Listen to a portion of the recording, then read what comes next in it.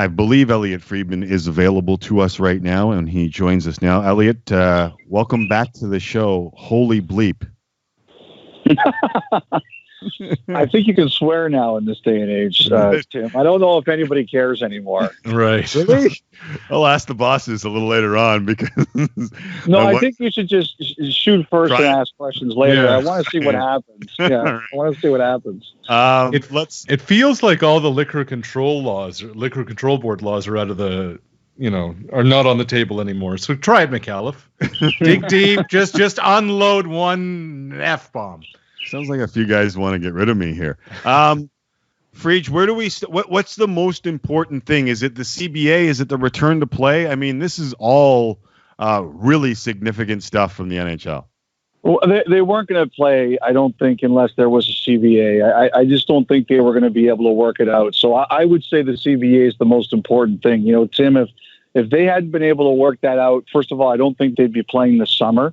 And, now we're sort of like in the hands of the health situation to determine if we actually do. But I don't think they were going to play unless there was a return to play. And even if they come back next year, we were probably looking at a situation where worst case scenario where the salary cap in the 60s and players are looking at escrow between 45 and 70%. Yeah. And that just would have been bad for everybody.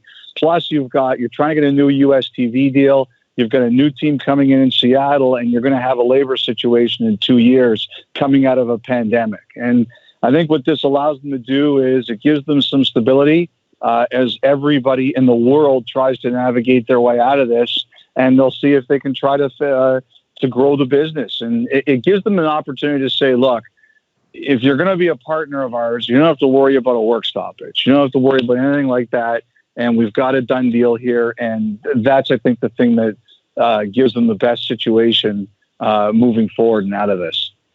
So out of this CBA, Friedge, do you have any idea what we're talking about from cap numbers for the following 4 years? Yeah, it's gonna stay 81.5 next year. And basically, until the revenue hits $4.8 billion, it's going to stay at 81.5. And the other thing that's kind of happened here, Arash, is that instead of looking back, like doing the cap a year, like based on a season's revenues, like last year's revenues, they're going to do it for 2 years. So basically, next year's revenues are going to help determine the cap in a couple of years. And that's basically what they're going to do, is just because they think it'll give people a lot better an idea of planning and certainty. Now, I'll tell you this. One of the things that's been most interesting about this, Arash, is that it's really going to grind a lot of teams. Like, there's going to have teams that are going to have very, very difficult decisions to make. And one thing I found out, like talking in particular to one owner, is that, he was talking about it with his general manager, and the general manager hates the deal. And he said, look, like there's a lot of owners in the league right now that are going to be a little cash poor because all of their businesses are getting hammered. So I think that that's kind of the way it's getting looked at, is a lot of these teams, their owners are a little bit cash poor at this time. And that's why I think they needed to strangle the business for a little bit. It's going to be tight for a lot of teams in the next couple of seasons. Who do you think gets affected the most, Elliot? Is it the Toronto Maple Leafs? Is it like the Vancouver Canucks are pretty much up against the cap? Like, there are a couple of Canadian teams that don't have much flexibility. Yeah, I do think that Toronto and Vancouver are going to be in a couple are going to have some tight calls like that. I think a team like the Rangers is another team. They've got some really good players who are going to be under good arbitration cases this year. Those are some teams. Edmonton has some contracts that come off the cap in a couple of years, but this summer I think they're going to be tight. But I think Toronto, Vancouver, and the Rangers are going to be among the teams that are going to have some really tough decisions to make.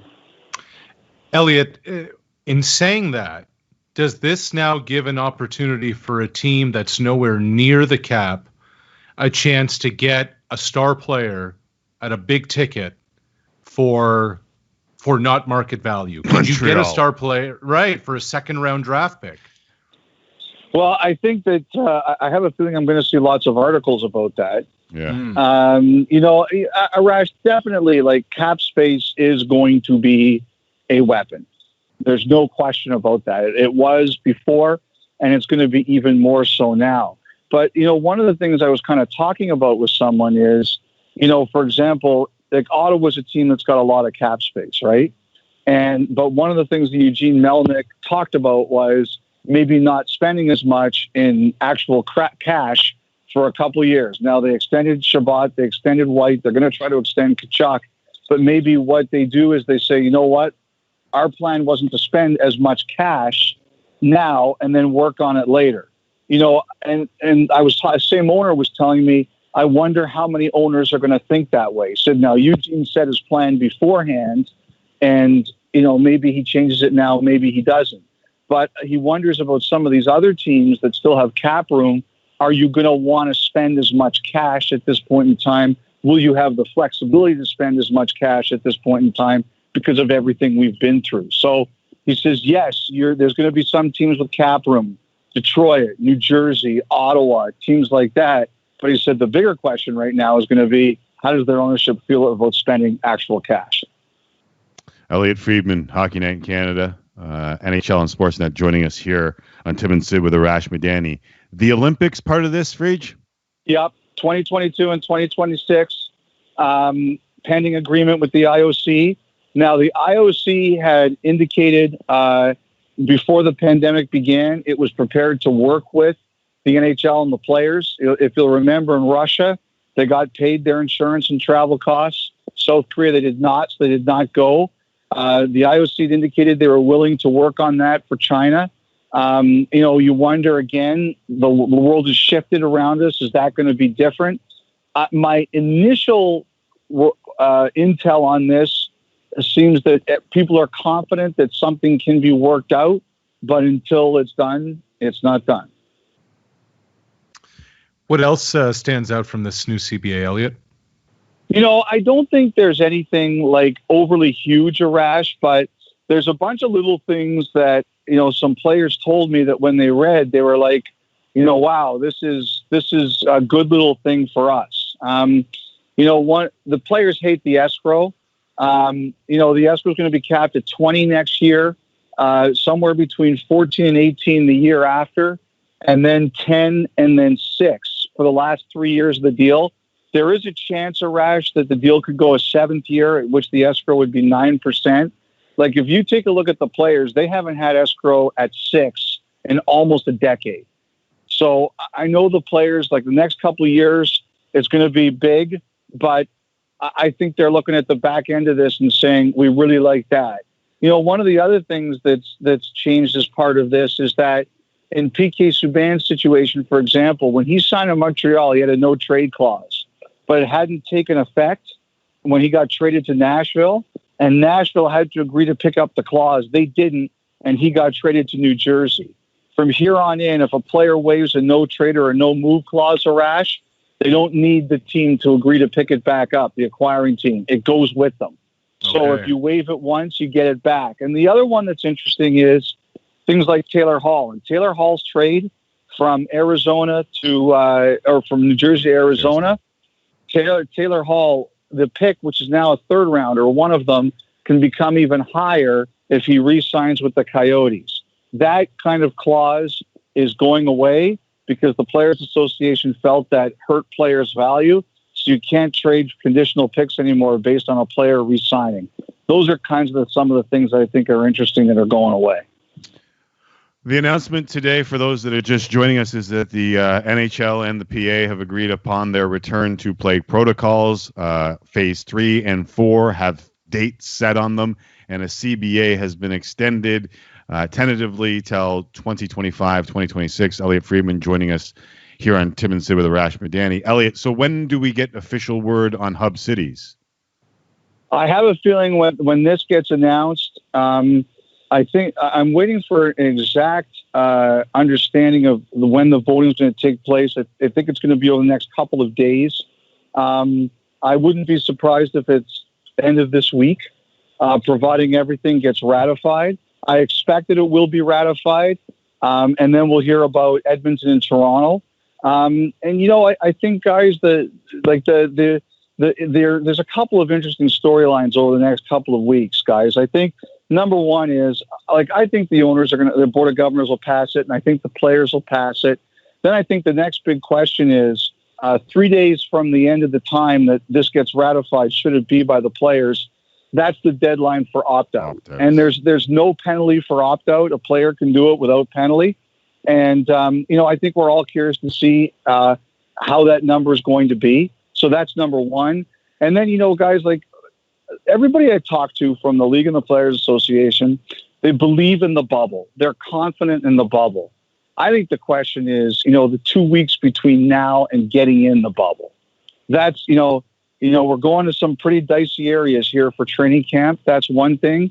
You look around at all the other leagues. I heard you talking about that MLS story with FC Dallas is not going to participate in it. It's an unpredictable time. I think everybody is kind of crossing their fingers over the next 2 weeks because they feel very confident about the bubble. It's what happens between now and then that everybody's kind of unsure about. Which is fair. Which is absolutely fair when you look at the number of cases that are happening all over the place, and guys are coming in from all over. It's not just necessarily the cities in which they play. They can be anywhere at this point. Yeah, and you know what, Arash? I mean, there have been some social media of guys being out, and it's going to be interesting. There was one last week, and I had a coach reach out to me, and he was angry. He's like, it's not just, you're not just talking about yourself. You're talking about everybody in the bubble with you. And I think it's going to be interesting to see, the report in St. Louis that the players who caught it at a restaurant. I think it's going to be interesting to see that, the peer pressure once everybody gets together to, sort of, hey, it's not just you anymore. It's people who are older than you. It's people who aren't in our organization. It's hotel workers, things like that.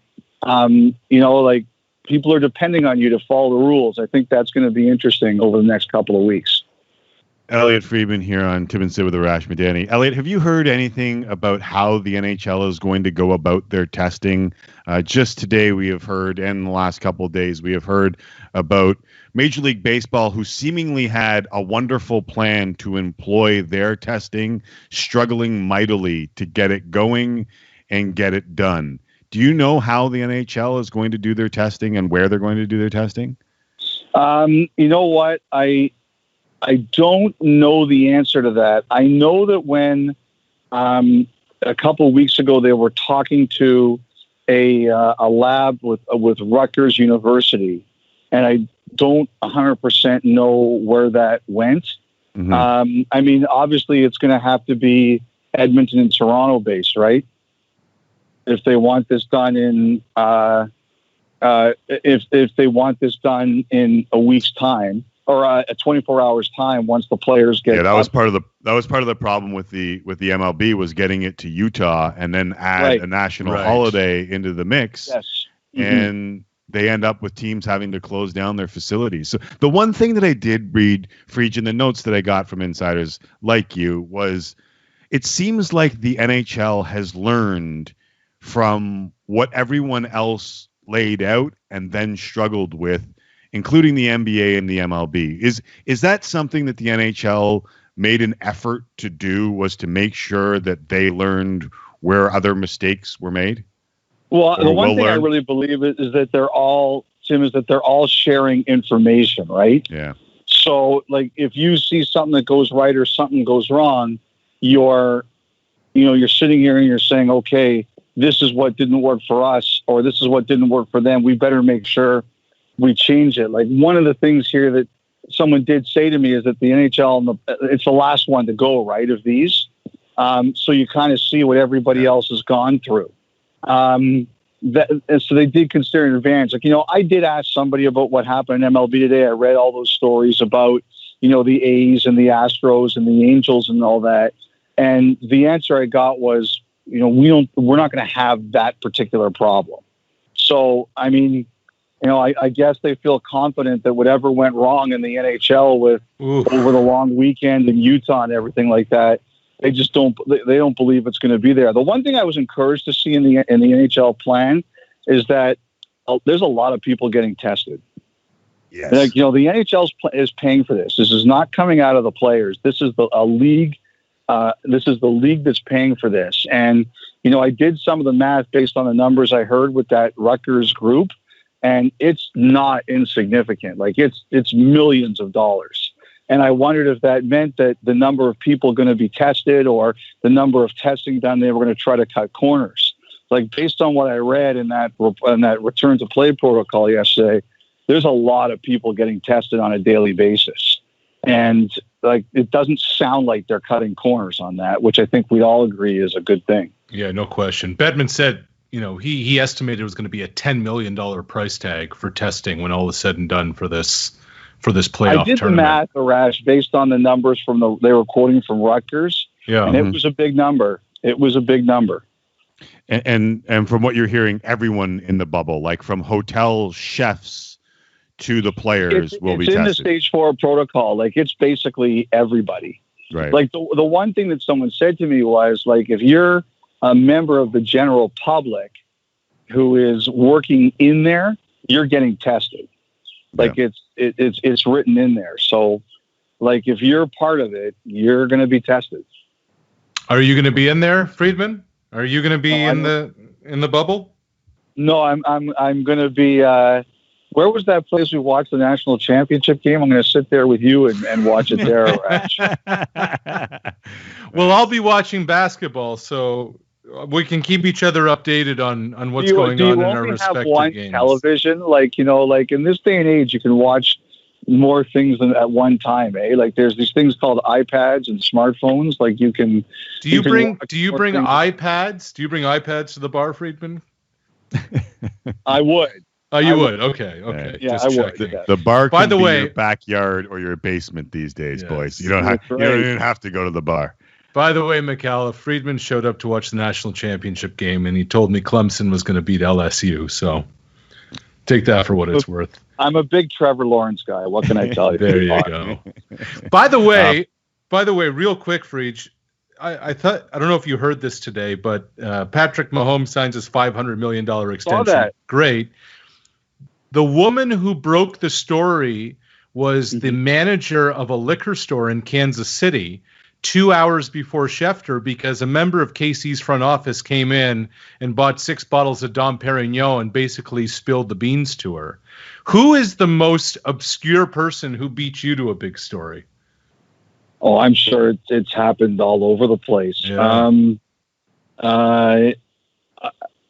You know what? I'll tell you this. I can't remember which one it was, which trade it was or which move it was, but I did have someone send me a direct message on Twitter this year. I have to go back through it, but there was something this year, Arash, where someone sent me something and it was like that. Like I'm working somewhere and someone came in and they were talking about it, and I actually checked with the guy. I can't remember what it was now. And I said, "Do you want me to give you credit for this?" He goes, "I'll get fired. So please don't." But he said to me, can I show my buddies this DM of you telling me that my information was right? I said, yeah, go ahead. He goes, "That's all I need." Yeah. Oh. And so there was one like that for me this year, and I wanted to actually give the person credit, but he's like, "Oh no, I'll get fired." Right. Friedge, always appreciate you taking the time. I know it's been a busy day, and your vacation must be wonderful so far. So we'll let you go and enjoy I can hear the birds tweeting again, so I know you're on the back deck. There's a giant wasp right near me. That's what I'm trying to get away from. Anyway, guys, take care, man, and my pleasure.